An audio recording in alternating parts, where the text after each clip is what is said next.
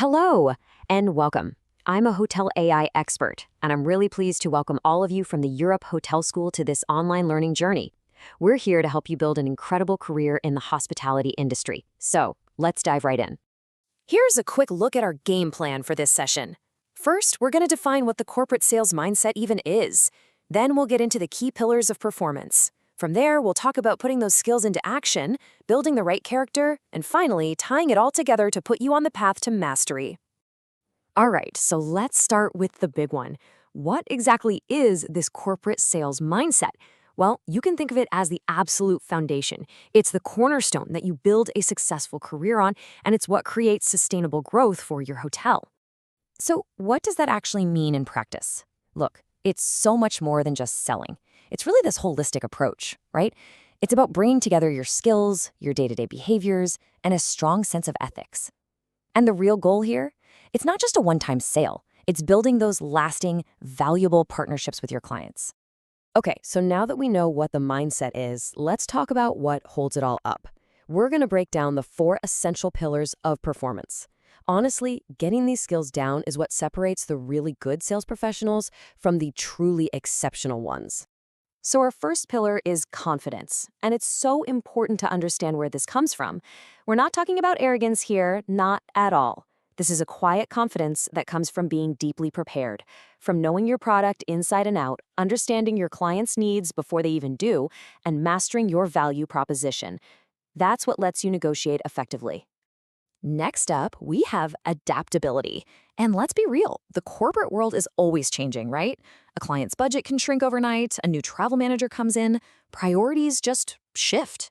Adaptability is your ability to pivot, to change your communication style, to adjust your solutions on the fly. It's what keeps you valuable and relevant no matter what happens. Now, this brings us to a huge one. Analytical thinking. This is your secret weapon. This is what moves you from just being reactive, waiting for requests, to being truly strategic. When you can dig into client data, when you can spot the trends in the industry and really understand the financials, well, that's when you start seeing opportunities that nobody else does. And this chart, it shows you exactly why that analysis matters so much. You can see right here that those long-term corporate contracts are where the highest profit margins are. Thinking analytically helps you focus your time and your energy right there on the most valuable business, instead of just spinning your wheels on lower margin deals. And our final pillar is interpersonal communication. And no, this is not just about being a smooth talker. It's actually more about being a fantastic listener, hearing the things that aren't being said. It's about building genuine trust, not only with your client, but with your own teams, from the front desk to operations, so you know you can actually deliver on every single promise you make. So, we have our 4 pillars. That's great. But how do we actually put them into practice? This next part is all about taking those foundational skills and turning them into the daily actions that drive real, measurable results. I mean, this slide really lays it out, doesn't it? It shows the 2 completely different worlds of sales. Over on the left, you've got reactive selling, waiting for the phone to ring, focused on that one booking. But on the right, you have the strategic partner. They're thinking about the client's total lifetime value, proactively bringing them solutions and building a real relationship. That's where we all want to be. So, how do we live on that right side of the screen? Well, it really boils down to a few key habits. It's about being incredibly thorough in your client prep, always having a customer-first mindset, getting comfortable with your CRM and analytics tools, and of course, mastering your times. You're only focusing on those high-value opportunities. You know, negotiation can seem intimidating, but really it's just a structured process. It all starts with preparation, knowing your client's budget and their pain points, but also knowing your hotel's unique value. Then you clearly communicate why your offer is the right solution. And finally, you find that sweet spot, that balance that makes the deal a true win for everybody involved. Okay, let's switch gears a bit and focus inward. Because having the skills will get you in the door, for sure.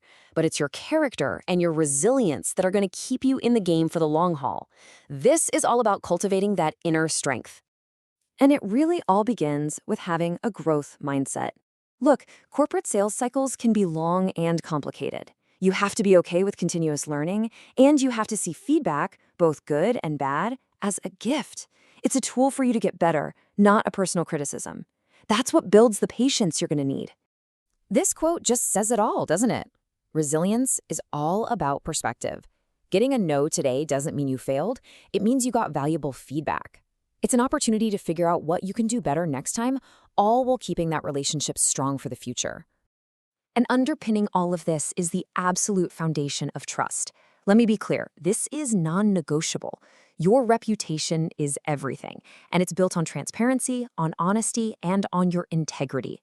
This is what takes you from being just another vendor to being a truly trusted partner. All right, we've gone through the mindset, the skills, how to apply them, and the importance of character.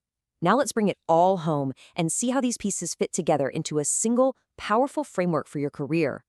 The most important takeaway here is that none of these things exist in a vacuum. They all reinforce each other in this powerful cycle.